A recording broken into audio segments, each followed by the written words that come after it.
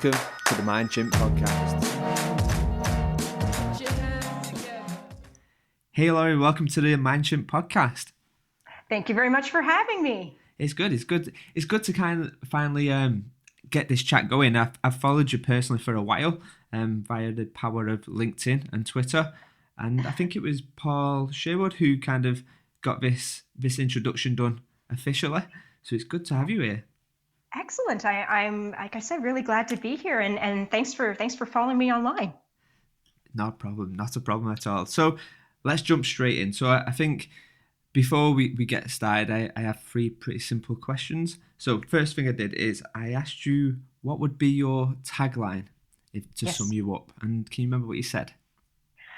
Probably something around the lines of I'm a bit of a learning rebel, and I think we're doing most things in digital learning wrong, and don't get me started on my hatred of avatars.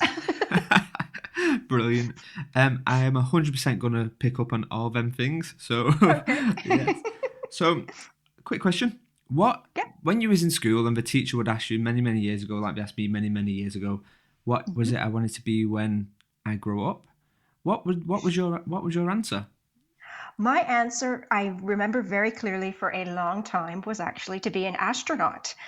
And this was fun because I guess there was a lot of space things happening in the news around that time, so that I just naturally got into that. And little funny story about that. I went on a flight for the first time, and my mom explained to me, "Oh, we'll be going up in space, like in the astronauts." And in my brain, I equated that to there'd be zero gravity. So every time she tried to remove my seatbelt, I screamed bloody murder because I thought I'd float around the airplane. And I never recovered from my fear of flying to this day. Wow, the experience. See, this is a thing. Mum and dads, they always look out for you and go, "Yeah, give you some great advice." I love it. So, I guess astronaut, and you talked about your tagline of being, the learning rebel. And before we jump straight into that, I just need you to pick 4 random numbers for me, please, from 1 to 100. From 1 to 100, 8, Yeah. 43, Okay. 64, Yeah. and 99.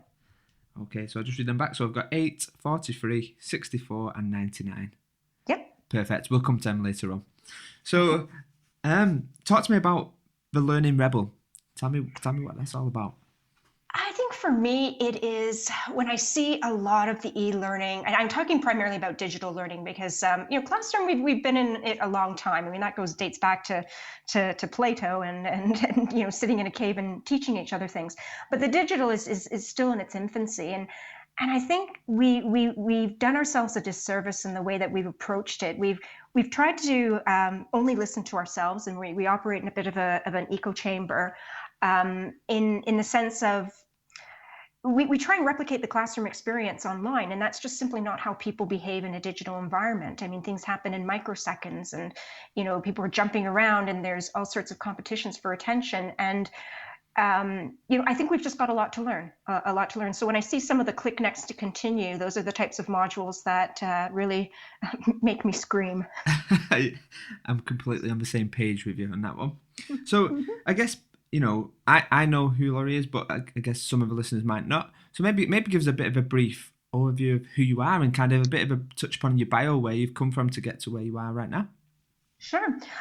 So you can tell by my accent. Well, maybe you can't. I'm Canadian. So that's where I've spent the majority of my career. Went to school here, all that sort of stuff. Grew up here, and then I did an interesting detour. And this is what got me into learning. Is I went over to Poland to teach, and that's when I caught the learning bug and did the proverbial teaching English as a second language. And then when I came back, I wanted to keep into education and did a few stints in high schools, and then went into corporate education and primarily in financial institutions, as I like to joke, because they flew me business class. So which is sad to say, but I had a really good time and I learned so much. They were great places to work. And that really was where learning was happening at that time, because there were so many regulatory changes happening. So it was, where the birth of the LMS really came in and all of that. So it was good. And I'm old enough to remember things like the CD-ROMs and all of that good stuff in learning. And then I did something that really changed in my career, and I'm so glad I did it. Which was I took actually what was on paper a bit of a demotion, and I went to a company called Eloqua, which was a not quite a startup, but it was a marketing automation company, and I was heading up a learning team, designing learning for customers. And that just blew my mind because our audience were primarily digital marketers, and they don't hold back on Twitter or anywhere else on their opinion of your courses and on what you're doing.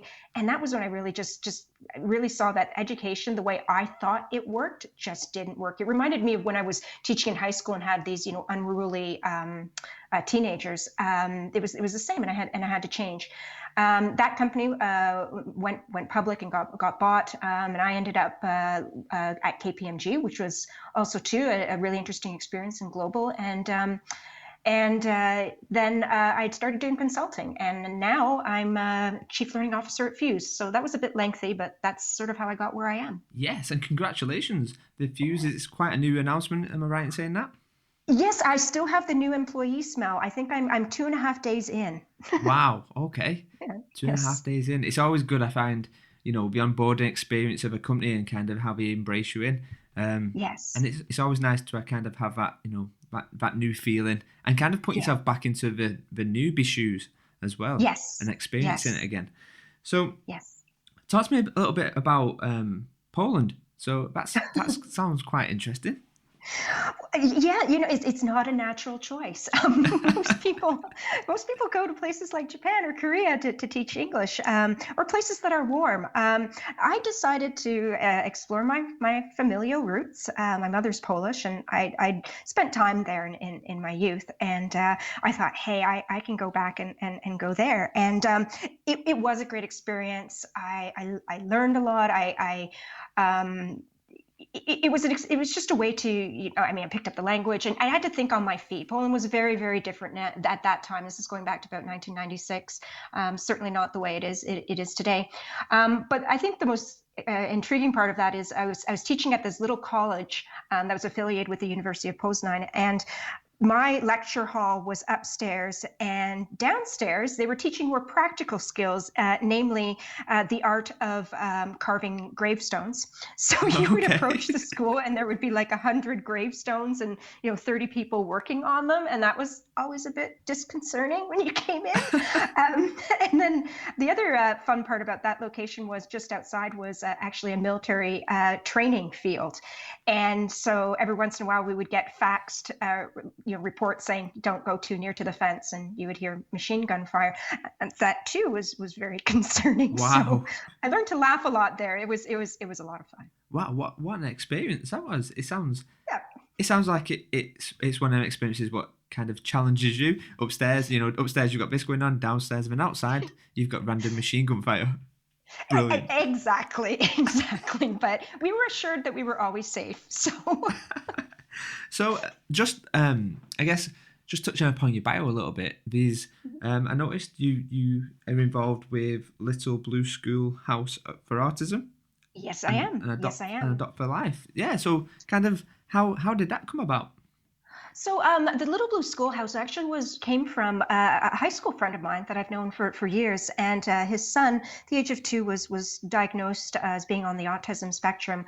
And as he grew older, his needs for education really increased and exceeded beyond what a traditional classroom and school system or private school would even be able to accommodate. So they ended up starting their own school, and this is for young adults, teaching them life skills to be able to have impact and meaning and basically live really productive lives. So right now I think they've got we have about 6 students that come in on a day-to-day basis, and it's really intense therapy, one-on-one therapy with the remarkable teachers and therapists that work there. Oh wow. Yeah, it's a beautiful place when you go there. It's really amazing to see. And Adopt for Life, I think, came out of a more personal experience. My husband and I, we tried to adopt for several years, and we encountered many challenges with the Ontario adoption system, which were things that we realized were not benefiting the children that were in the system. So I became quite vocal about our experience and wrote for a lot of the national papers and appeared on the nightly news, much to the concern of my parents, who said they were glad it was for something good. and and then became involved with Adopt for Life, which is of a more formal body that advocates for the rights of children who are both in care, seeking permanency, and post permanency. Wow, such great causes. I think the Blue Schoolhouse kind of jumped out to me. I've done some work in the past with young adults who have been on the spectrum. Wow. It was about giving them employability skills. Yeah. It was a 12-week course which I designed, but it was one of them things where it was a feel good factor. You know, Yes. it's one of them things where you actually sit back and go, actually, yeah, you can design some programs and whatever, and you get the good factor of giving back, but that really is one of them things where you do feel good and you do sit back and go, yes, I've made a change. I Yeah. made an impact in one way or another. So And And I was going to say, did you not also find too, like the honesty, like the feedback is always really, really interesting when you're working with some people on the spectrum, and that's refreshing. yes, 100%. So mine was so I did it with a local community called Bolton Lads and Girls Club, Yes. and it was called the Employability Program. And basically, within this group, there'd be autistic young adults, and there'd be people who have kind of confident issues. So a lot, Hmm. there Hmm. was a person who jumped out to mind who couldn't when she spoke really quietly, and she had a Right. confidence issue where she couldn't speak to a group of people, Right. people with dyslexia, dyspraxia. Hmm. So it was a right mixed audience, and Right. yeah, it made me challenge my own assumptions as well. There was an exercise which I put together, and I guess I assumed that everyone would be able to do it, and it was a bit Mm. like a hot phone challenge really, where you customer service skills, and Right. yeah, and I made the assumption that they would be able to do it because it was a 1-to-1, and it was probably one of them learning lessons where I didn't take into account the technology between the two people, Right. which I get, which I should really know from my own personal experiences, because from a networking point of view, um, I find networking awkward.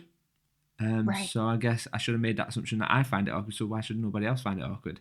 Um, so yeah, it was a real good. It was nice to give back, but it was also a real good learning for me as well. And isn't that the fascinating thing when you do something like that? I mean, and to your point, you said like you learned so much from it, and it challenges the way that you think. And I also find in some of my interactions there is you have to think differently about how you teach, how you communicate, and everyone is capable. It's a matter of finding the right pathway. Yes, spot on. I couldn't have summed it up better. So what's I guess before we even jump into kind of your expertise and stuff, what Mhm. if I was to ask you to sum up what you do, but I want you to Mhm. sum it up to a 3-year-old, how would you sum it up? To a 3-year-old, Yeah, I teach people like your parents and your aunts and uncles, because learning doesn't stop when you leave the classroom. brilliant, brilliant, superb. So I guess let's jump into the learning rebel within you and talk about the how digital learning kind of we haven't nailed down digital learning just yet and what's wrong with it. So for Sure. me, digital learning and kind of there's a few things with digital learning and learning in general. And don't even get me involved in the whole L&D and HR buzzword bingo and stuff and what how many can we drop into a sentence. But what's what's your take on why is digital learning not perfect? I would say it's because we have been just concerned with learning. And I don't think we've looked at how digital experiences are designed outside of learning. Why do we not, like, people go to, their favorite websites, whether it's, I don't know, BBC or whatever, that they're going to. Why don't we design learning that way? Why don't we go to the places where people are encountering digital experiences? We become very artificial, and I don't know where that. Well, if I think about it, I think the artificiality came from the fact that we were trying to replicate the classroom, and that's just doesn't happen on a mobile phone or a desktop.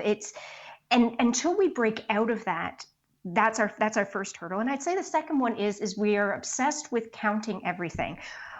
but we've gone about it our own way. We've kind of gone rogue. And yes, we want to measure everything, and yes, we want to count everything, but we try and make it so complicated to do so that we put things behind barriers on an LMS and whatnot. And those just negatively impact the learner experience. And so the question I always ask is, if you think learning has it right, honestly, when you want to know a piece of information, do you go to Google or your learning management system first? Yes, I completely agree. That's the answer. So I guess, when you talk about how we've tried to mimic the classroom, one thing what I've noticed recently is and I guess it falls again into the buzzwords, is we're trying to mimic Netflix now from a digital point of view. Oh, you will always hear the Netflix of learning. So what's your take on that? We're not Netflix. And the thing is we can't be those things. And when I say we need to look at other industries, yes, but we can't be like them. We have to take inspiration from them in ways, because learning is still its own thing. So, but when we try and be like Netflix is trying to do something completely different. Netflix is trying to get you to binge watch. They're trying to get you to sit as long as possible with something, but you're not learning or doing or applying. You're sitting on your sofa eating probably a pack of Doritos, and if you're like me, you have a martini in one hand. So it's a very different thing. Also, too, we're trying to change your behavior. That's not what Netflix is doing. Netflix is entertaining you. Now, not saying that learning can't be entertaining or any of those things, but it's different. I think also, too, when we talk about recommendations and curation, like if you liked this, you'd like this, you'd like that.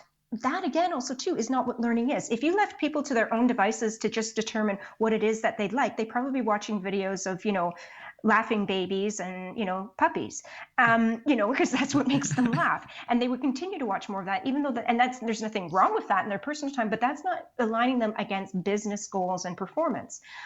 Likewise, if somebody is doing like I always laugh on LinkedIn, and Linda will tell me that, it's recommended for me instructional design 101. Well, obviously I know that. So we're not the Netflix of learning. If I had to draw an analogy, if I really did, and this is something Steve Deneen talks a bit about, and is that we're more like the Amazon.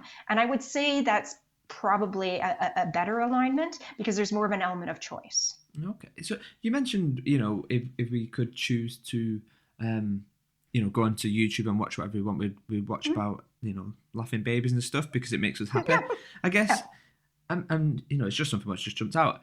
The emotional attachment to your learning, when we look at videos, we tend to watch them for the shock element, the feel good factor, I don't know, or whatnot. I guess, have you seen any kind of digital learning what's attached that and or managed to pull back from the user? Have you seen anything what stands out? Yeah, I've seen some that have done some really astounding things. A colleague that I know quite well, Josh Cardos, gives an amazing talk where he actually dissects a video put on Vox about shipping containers, which you would think shipping containers is the most boring thing possible. I mean, why do you want to know the history of shipping containers? We all watched this wrapped in concentration because it was so well done, and the storytelling in it. And that's where I think we start to fall apart. And in our learning videos, we're very didactic. There's not a lot of it's very teaching. It's teachy. That's not a word, but I'll use it for these purposes. Whereas this particular Vox video, and you can Google this on YouTube, Vox shipping containers.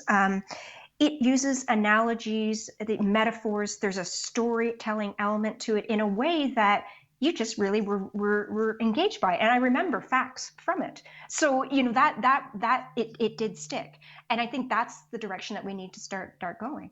Okay. I bet there wasn't, I haven't seen that personally, but I bet there wasn't a drag and drop in sight. No, there were no drag and drops. There were no avatars, nothing. It was just a really compelling story. So talk to me about your we'll use the word hate, strong word, but we'll use it for this purpose. So tell me about your hate with avatars. Where's that come from, and I guess why? Well, again, it comes back to trying to replicate the classroom. I mean, if you went to any news website or wherever you go to get information, if a little pop-up of an owl or some character with big eyes is telling you that, it just doesn't make sense to me. And why you need something to pop up and tell you, oh, you want to do this. It reminds me of, and nobody liked Clippy, back in Microsoft, the little paper clip that would come up and say, oh, sounds like you're trying to write a letter. And I feel like we've done this artificiality, and maybe something like that works more in a children's environment, but I have some issues with it. And I think also too, it makes the learning feel, particularly when you're teaching, like I saw one, it was a compliance-based module. I can't take credit for writing it. And they had these, cartoon-esque characters talking about things like harassment. I mean, it was just comical, because it's like, do you not realize you've made a cartoon about harassment in the workplace? And I don't know why we did it. Now, I mean, I get why people want the benefits of it. You can do diversity really easily, which, hands up, I think we don't do enough of that in learning. I hate the Jane and John Doe and all that sort of stuff. But I think we've done ourselves a disservice by making it so unpalatable.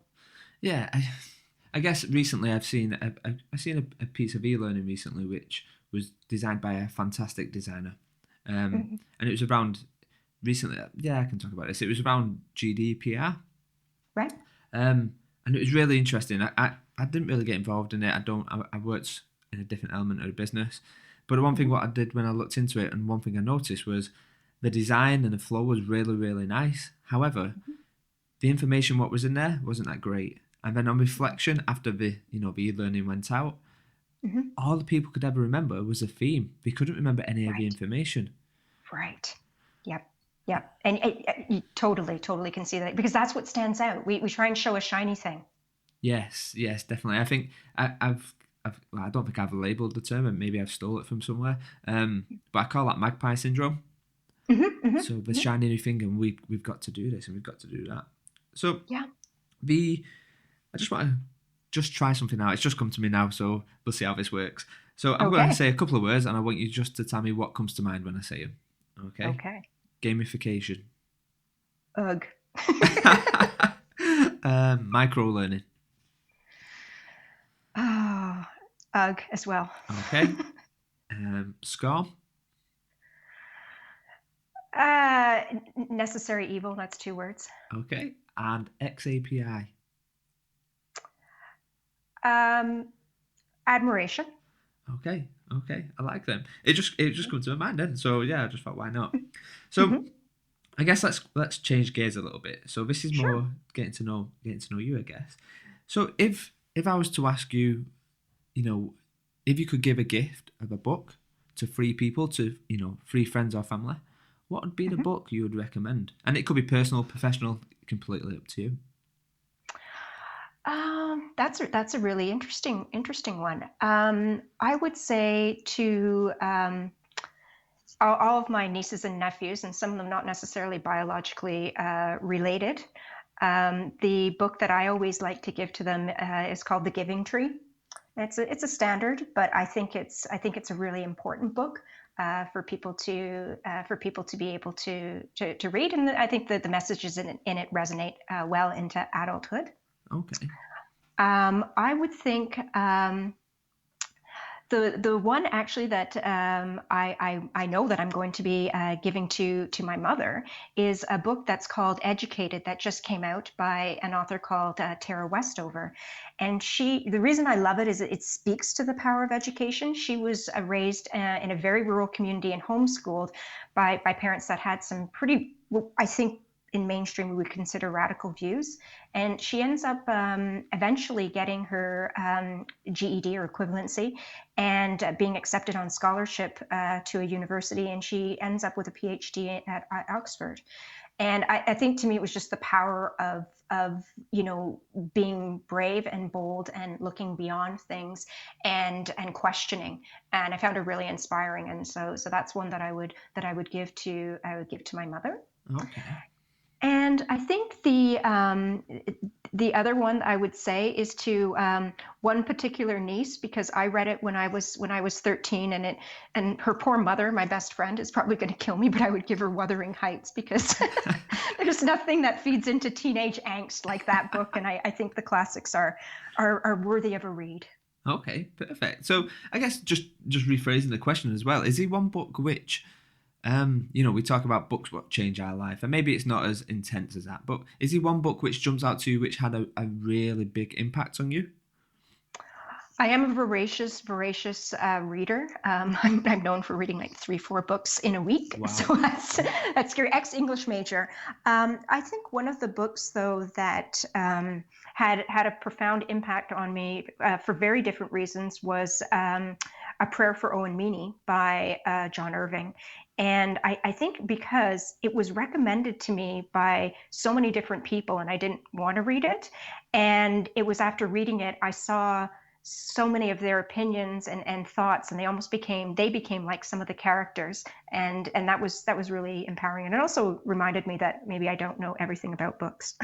Okay. Okay. Good. Good. And I'll link these books for our listeners as well, so they can reap Sure. the benefits of these books. So I guess let's from an 80-20 point of view. So 20% of the contacts in my phone I dial 80% of the time. The other 80% I dial 20% of the time. So Yes. putting that question towards you, what's the minimum you have done to get the maximum impact? So what's your favorite 80-20 rule, or what have you seen work in the past for maybe personal or professional?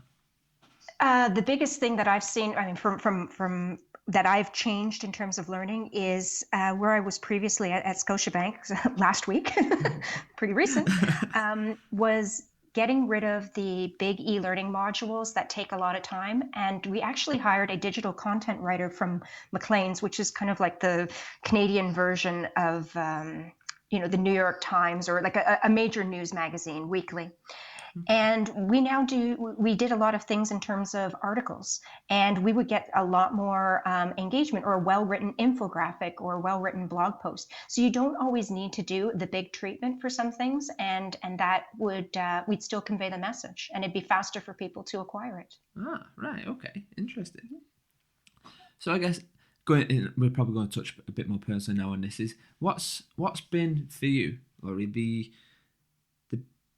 the most positive, negative, and let me kind of break this down a bit. And so, what's been something Mhm. what's happened to you in a moment? Maybe it's a negative, something what you've done. Maybe you didn't get a job. Maybe I don't know. But what Mhm. was in the moment seemed really a negative aspect, and then in the end, ended up being your most, something what changed you to be the most positive. I guess what is there what jump out? Definitely, there's a few. I've dodged a few bullets in my time, where I thought it was bad at the time, but worked out for the best. But I'd say the one that, and I'll keep it nameless, but we've all had a toxic boss, and I had one of those, and I was scared. I doubted myself. I really started believing in those things, and I made a decision to leave, and which I've done at a couple places in my career. So if people are trying to go through my timeline and figure out who it was, you won't find out. But and it felt so scary to do, and when I said the words, I could feel myself almost tearing up, resigning, and I look back now and think, what was I so afraid of? And I think that gave me a sense of fearlessness, and I wish I could go back in time to myself and say, this will be okay. But I was petrified doing it, because I it was just a leap into the unknown. Yeah. Well, I guess with stuff situations like that, they can be really emotionally stressful. Yeah, Beforehand, yeah, I was talking to a friend recently who was handing exactly in the same situation, handing the notice in, yeah. and she was really upset about it. I was like, well, why? There's a reason why you're already at this point where you was looking Hmm. for a job and you've got the job. Right. It just feels like right now you've gotten a lot of Hmm. emotional attachment to it because it's coming to a head. But I guess Right. how do you deal with stress? There's times right now we're in an environment where we're always switched on. We're constantly getting data overload, and it's really hard to switch off. So I guess, is there anything what you've picked up over time on how to deal with stress, or is there anything you do when you're losing focus and you need to get back focus? Hmm. Yeah, I'm a stress bunny, and I liked what you said before, and we should touch on that too. That you're socially awkward, because I'm very, very good at that. I'm the type of person who, like, if you invite me to a party, I'll find every excuse not to go. Um, I think most of my stress does stem from the fact that I am very much so an introvert. I like talking one-on-one, but I can get a lot of stress from too much around me. And I think sometimes also too, I can hyper focus on things, not necessarily in a good way. Have I mastered it? No, it's something that I know is in my DNA. I'm a very anxious person. I have found some tips and tricks. I mean, I know people talk about meditation. I can't do it. I have every app. You look on my phone, I've got like 14 apps on calm your mind and relax, and I never use them. I just keep them on there, I guess, because I figure one day I will. The one thing I'd say that I do to relax is a really odd thing, and kind of timely. I do Ukrainian Easter eggs, those intricate designs on eggs, and that just seems to take my mind off of things. And I also find too, the busier that I can make myself, if that makes sense, that actually calms my mind. So if I can say I'm going to do these 4 things, I just kind of delve right into it and set myself a time limit, almost race myself. That ironically helps my stress. And then I'd say finally also too, I mean, I like to go to the gym. I'll go there 4 times a week because I need to. Oh, right. Okay. So where did the hobby of, painting the eggs, where did that come from? Is that? That came from, I used to see them when I was living in Poland, although these are the Ukrainian style that I do. And I just thought, oh, I'd like to learn that. And there was a woman there who knew the technique and started learning it there. Didn't really go too much further with it. And then a few years after I returned to Canada, I was like, oh, I think I should learn to do that. And so ordered for a kit. And I guess it's been about 15 years I've been doing them. It's if you, for anyone listening, if you are a type A OCD person, this is the hobby for you. Super. No. See, and this is kind of, I guess, the reason why I wanted to get this podcast together, because it's the little things what people don't know about people, and I guess just touching upon the social awkwardness thing. If originally when my path into learning development started out as a deliverer in courses, so I have this, I call it a persona. It's not really necessarily a persona so much. It's just I can kind of separate the real from the job. Got it. So I guess the reason I created a WhatsApp group, and this is probably how we know Paul. So Paul's within this WhatsApp group, and it was a case of I joined into learning development, and I didn't like the whole face-to-face of having to meet new people and be put in a situation where you've got to find common ground and stuff like this. So I just thought, right, well, I'll just bring the network to me, and I'll do it in an environment where I'm more than comfortable. So I created a WhatsApp group, and the WhatsApp group's got probably around about 90 people in there now, all from learning and development. And I just thought, one, it allows me to reach out and talk to people, make these connections without being forced into a room. And two, when I say I'm socially awkward, it tends to be, recently I was at a black tie event and I didn't know anyone there, and I'm walking around solo with a drink, and that's where my social kind of, guess, my anxiety comes from. But I guess that's and that's the reason why these podcasts come out. Potentially I may never meet you face to face. Hopefully we do get that opportunity, but if not, I hope so. We're both in an environment where we're comfortable, and it allows us to speak, I guess, is where mine comes from. Yeah. So what if I was to say to you the future of digital learning is, what would you add on to that? I think it comes to, I don't have a crystal ball to predict the future, but where I think it is not is, as I've mentioned, in the e-learning modules. I think that paradigm needs to shift. I think that's definitely not the future. I see us switching more to something that I've been playing around with called more like learning campaigns. And I'm not the only one who's been talking about this. There's an excellent article by Bianca Bauman that she wrote for TICE, the Training Industry Network. And her and I actually, full disclosure, she was on my team when I was at Alaqua. Very, very smart woman. And it's this idea of, learning as we talk about metered learning and where it's measured and that helps with the curve of forgetting and all of that, but I see this more along the lines of, say, when you go into a store and it asks for your email address because they want to know everything about you, and then it starts drip feeding you content based on your behaviors. And that, I think, is the direction learning is going to need to start to go. It's going to be that concept of learning being inserted naturally into your everyday, and by companies understanding your digital body language and where you like to go, and where when we have to nudge you towards places that maybe you wouldn't necessarily have gone, all those different things. And that's a very nebulous way of describing it, but I think we have to get better at listening to the learner and really understanding what they're doing and how they're behaving online, and start responding to that rather than us dictating. Completely agree. I'm glad we're on the same page on this one. So I guess I was having a conversation a couple of months ago, and I kind of guess what I call it invisible learning, Yes. because it's kind of part of me, my environment, and what I'm doing. There's no Mm-hmm. stop start to it. It's kind of it's a consistent flow of it. I do like the idea of digital body language. That actually really sounds. So walk me through digital body language, I guess. So what, walk me through it. What is it? Yeah. So digital body language totally cannot take credit for the term. The term actually was something that was brought about by Steve Woods, and he wrote a book on it. And this was, I'm going to say, it goes back to 2003 or so. I worked, and he was the chief technology officer at Eloqua. So I had a wonderful opportunity to work for him. And this was really, in marketing terms, digital body language is understanding, and I probably will get it wrong from its original meaning by Steve, sorry. But it's about understanding where people are clicking, where they're going, and how this indicates whether or not they are interested to buy, whether they're a prospect or not. So did they download a white paper? Did they share? Did they comment? Any of those sorts of things. And this digital body language, really indicates to sales when somebody is keen, and also you can use the digital body language to design your content back to them.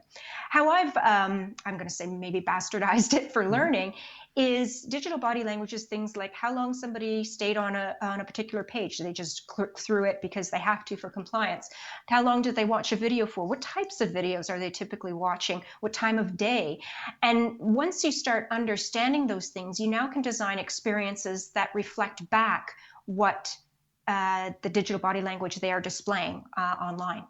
Okay. So is this where the kind of data-driven design comes from? Then it's Absolutely. It's basically a call and response. Like if you think about it, when you're you're back in the classroom, right? Because you said you're doing some facilitation. If you saw somebody on their iPhone, or if you saw somebody really engaged, you augmented or changed your behavior, and perhaps even pivoted to keep that engagement level going.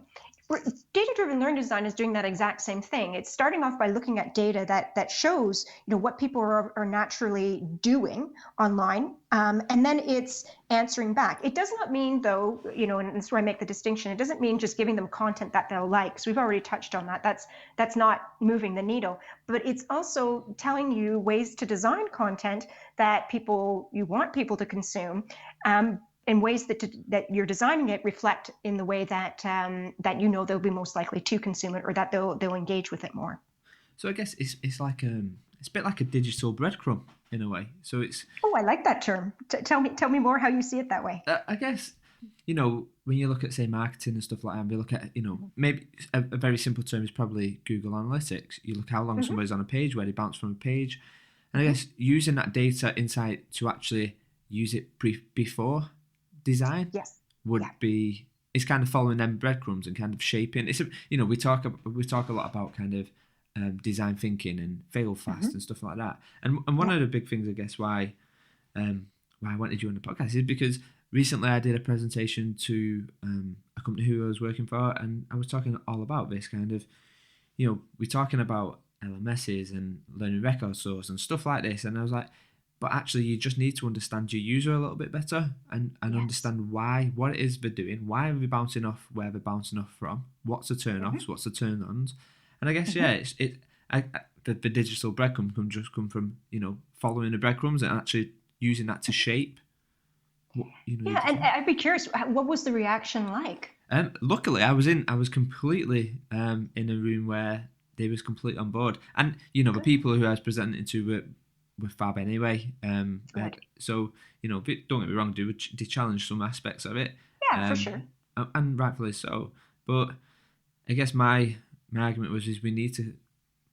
I will be honest, I'm not a keen lover on e-learning. I never have been, never will be. Um, Isn't this a dirty secret? Like we all are whispering it. yeah, yeah, exactly. But anyway, And I guess this is one of the things which I've noticed quite recently is that, e-learning designers, they are skilled. They're skilled in whatever they want to do, and a lot of them have other hobbies and stuff like that. But what I've noticed with a lot of people who do e-learning is the hobbies stop at the door, and then they come hmm, into an e-learning environment and design e-learning. yeah, And my argument is why don't you bring something what you love into this? Get that yeah, passion and get that creativity flowing again. yeah, And yeah, e-learning is something which over my time I've had to design it, but I sway it now as much as possible. right. And it's I've noticed a lot of e-learners are slowly but surely changing their job titles as well, which I find really fascinating. Hmm. So a lot of the people now who have done e-learners in the past are slowly changing their job titles to experiential designers. Yes, And I'm like, yeah. okay. So, and I guess again, it comes back around to the buzzword bingo and, you know, kind of fit in that mold. Oh, well, e-learning isn't the new shiny no more. So let's jump onto something what is shiny, Yeah. experiential design. And I've heard that term. I've heard that term as well. And I mean, I think it's a step up, so long as they're actually designing experiences. They're not just designing more e-learning. Yeah, yeah, exactly. And I guess this is one of the problems which you see in learning and development quite a lot. There's nobody to call that out. I guess Yeah. there's no you look at in England you have your CIPD and you have your LPI Hmm. and stuff like that who are trying to make these changes, but fundamentally nobody will. There's no call out for it because job descriptions and job titles can be as lucid or as open ended as possible, Yeah. and especially when you look at say somewhere like Google where you have like chief of happiness, it's kind of hard to work where you sit within that job title. Yeah. Would you ever want that job? I don't think I could deal with it, to be honest. I don't think I could. I think I would agree. So for you, I guess what's the free resources you use? So let's do it this way, just to make it extra hard for you. So you can't All use right. Google, you can't use Okay. LinkedIn, and you can't use YouTube. Okay. What's the free resources you find yourself using quite often? My husband. Okay. We're just like, how do I do this? How do I do that? Poor guy. There are times where I'm just like, hand over my phone and like, fix that, please, thank you, which is really sad because I'm supposed to be very techie, and I am. But I think that's definitely. So I would expand that out to not just him, but certainly just people, and that's where a lot of learning comes from. So I would say that's definitely a good place to go. In terms of resources, one of my favorite places is still an old fashioned bookstore, especially a used bookstore. There's just something about the smell and the opening up books that other people have read. Although that's a pretty standard answer. But another place that I love to go, am I allowed to go online? Like, Yeah, could it be a website? 100%. Okay, so a dirty little secret that I do like going to because, and there's a reason. So I like going to BuzzFeed. Now, I know that it's trash, but they are masters at getting content out quickly and in response to what's trending and they write in ways that engage people. It's not for everyone, but the way they do it, if you really start watching it, is fascinating. And so I learned stuff there, like, eyelash serum. Who knew that was a thing? They've got some really weird things on there. So yeah. And I think you hear about this quite a lot now, but taking a marketing, one of the things which I have ongoing conversations with recently is when designing learning campaigns and stuff is stop looking at something from just a purely learning point of view. Look at it from a Yes. marketing point of view. Wear some different hats and kind of look at it from a complete unique point of view. And BuzzFeed's But do great. you find stakeholders are ready for that? Because I completely agree. I completely agree. Um, Luckily, my previous job, yes. Okay. Job before that, no. Hmm. I think, I guess it depends on the age of the business as well, and maybe Sure. the top dogs within that business and their mindset to things. Um, but I do think, if you apply a marketing mindset, then you apply, it's tiny things. Start Hmm. looking at something, even if it's just a trailer to what's coming, or Yeah. I'm just thinking off the top of my head now, but Hmm. just get that engagement buy-in first. Get that Yeah. engagement buy-in before you even drop any form of content.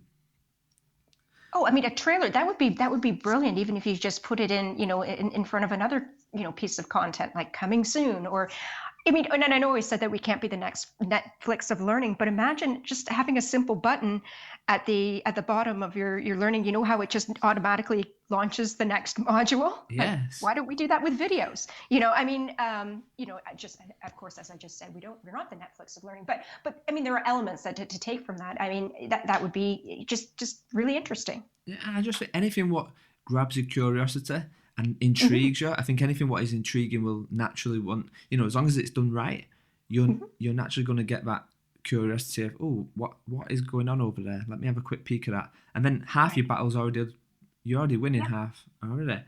Um, okay, so what's what's the best bit of bad advice you've heard? And this might not be to you; it might be something what you've overheard. So Hmm. have you ever heard like maybe some advice and gone, no, no, no? In our industry, there's quite a bit of that. But I guess Yeah. what's the thing what jumps out to you? If you give them gamification, you'll improve your metrics. Okay. Lots to talk about on like gamification. There's a lot to talk. Gamification, when done well, is highly effective. But there's a lot of bad gamification out there. So I think anyone, I mean, I think this also ties back to. I remember, was it last summer? People were like, "Can you make this like Pokemon Go?" No, I can't. So gamification has its place, but you have to be careful that you're doing it in a way that is impactful and meaningful. Badges and points and scorecards can do some things, but ultimately you're teaching a person how to play the game and how to win at the game, not necessarily how to apply the behavior. So I think it can be used for maybe knowledge-based things if you want to have quizzes and stuff, but that's no different than what we did in the classroom. I mean, everybody's played those games and whatnot, but there's a plethora of bad gamification out there. Yeah, and I guess I listen to Audible quite a lot. Hmm. And they give you badges for listening and doing it, listening to so many Yeah. hours. But I do find myself thinking, why is that even here? Right. Why? Yeah. It's like Yeah. they've gone, oh, let's put some form of badge, and I'm here anyway because I want to read. I don't need a badge to say, well done, you've listened to 30 hours of Audible. Exactly. I'm already here already. Why? Yeah. And I think to that, and why am I competing with my friends as to what I'm reading? I mean, there are some people who are more driven by that, but again, it comes down to, so if I have people doing a game and I'm teaching them about, say, new coaching techniques, I'm just picking out a topic. Okay, they learn all of the methodologies and they can recite them and they can do all those sorts of things because they've gotten their badges and they've competed, and they've got a little avatar that says, "Woohoo, you're great." When they are presented with the situation where they need to apply said coaching model, is there an improvement? And I've not seen that evidence. No, I completely agree. I completely agree. I guess, Or evidence that I would trust. Sorry, I'll qualify that. Evidence that I would trust. yeah, that's actually a better way of rephrasing it. I guess, I was having a conversation yesterday with a colleague and we was talking about, you look at some data and data can be twisted and swindled into whatever you want it to be, and Yes. there's an argument to say you need to be careful with the data, what you're asking for, Yep. because you can completely make it bias to whatever you want it to show. Hmm. And yeah, Well, there was an interesting presentation, and I won't give the. I actually saw this at a conference, which I don't want to name and shame anyone, but essentially they were saying that a sales module for a seasonal item, and I'm going to say snowblower, they had designed a e-learning module for it, and of course, magically there was like a 250% increase in sales of this product. And then I'm thinking to myself, yeah, because there was a snowstorm, like, Yeah. so I'm sure the learning was great, but is it really that cause and effect? Now, I mean, that's not the exact example. It was something very akin to that, where sometimes when we're trying to track our ROI, we're trying to prove our worth or any of that sort of thing. I mean, it can be easy to manipulate some of those things, to tell a story that doesn't take into account all of the other factors that may have influenced. Yeah, completely agree. And I guess I'm just aware of your time here, Laurie. So, No problem. what's what's the what is something what you've learned recently, and guess how did you learn it? And again, it could be professional or personal. I'll go with a personal one because I was challenged to do it at work. I learned to make pierogi, the traditional Polish pierogi, because I can't cook a thing. Like, I even have my Christmas dinners catered, and that's embarrassing, I know. But I can't cook anything. I'm terrible at it, and I actually using the power of Skype. I managed to learn, and it took a long time, but that was probably the funnest thing I ever did Okay. recently. Yeah, I'd say that recently. Yeah, and professionally, I'm embarrassed to say I can't even do a pivot table in Excel. So I am taking an Excel course, which Oh. is really sad since I'm somebody who deals in data. There's nothing wrong with that. There's nothing wrong with that. So, a couple more questions, and then yeah, we're done, Laurie. So, Perfect. who's the top three people in L&D who you're looking at closely right now? And it could be someone who's kind of been around for a while, or it could be Mm-hmm. some new up and comers. Is there any? Yeah, what's the three people who jump out to you? Oh, it's tough to pick three, and I feel like I'm at the Oscars, where I'm going to forget someone. So those who are listening, forgive me. The one that I think is always comes to mind as really super smart is Bianca Bauman. She's got a blog. She's currently at GP Strategy. She's a director there, and she just has fascinating insights. I love, love, love, love, love listening to her stuff. The other one, he's actually writing a book right now. So now, hopefully, by the time I mention his name, it'll mean that he has to keep writing because he needs to. And that's Josh Cardos, and he is at Swiss VBS, and he just has some amazing insights and he also teaches at University of Toronto. So he's super smart. The other one, ironically, he's not in learning, but he is a professor here in Toronto, and what he posts on LinkedIn are so spot on. And he's really into gamification and neuroscience. And I think he's, speaking of, when I say gamification done poorly, he's somebody who does it right. Dr. David Chandros. So those I would say are three people to follow. Okay, superb. So yeah, I mean, just wrapping up now, I guess. What's at the start of the session? I asked you to pick some numbers, Yes. and these numbers tallied up to a list of random items what I have. So, lucky for you, you're on a desert island, okay, and you have only these items at your hand. So your numbers Okay. tallied up to a slipper, Mm-hmm. a boombox, Okay. a flag, and a iPhone charger. What would you do with Okay. these items on a desert island? What would I use them for? Yeah. The boombox to see if I could get the. Actually, you know what? I'm not going to try and get someone's attention. I'd be pretty happy on a desert island. So I think I'm just going to be comfortable. So I would probably use the slipper. I would probably find a way if I could sort of make it into like a pillow or something that's going to make me more comfortable. A boombox would be something if it's got batteries, something for me to listen to and enjoy. And I think the flag I'd probably use as I burn in a London fog. Like, I'm so pale, so I'd probably use that as a way to keep myself out of the sun. And then at night, probably a blanket. And the iPhone charger, I've got to eat, so I would probably, even though I'm vegetarian, I'd probably have to give that up on an island, and I'd probably use that as a snare of some sort. Okay, brilliant. So, the last question, I guess. So, at the start of a session, session. Where's that come from? At the start of a call, I asked you what you wanted to be when you grow up, and I guess Yes. we're in an environment where we're constantly always growing up and constantly learning and constantly, we never actually ever grow up to a point. So, Right. if I was to ask that question now, Laurie, what do you want to be when you grow up? What would the answer be? I probably have a very a very flimsy answer to that. I'd say healthy. I think we don't know what the rules are going to be when we as we get older.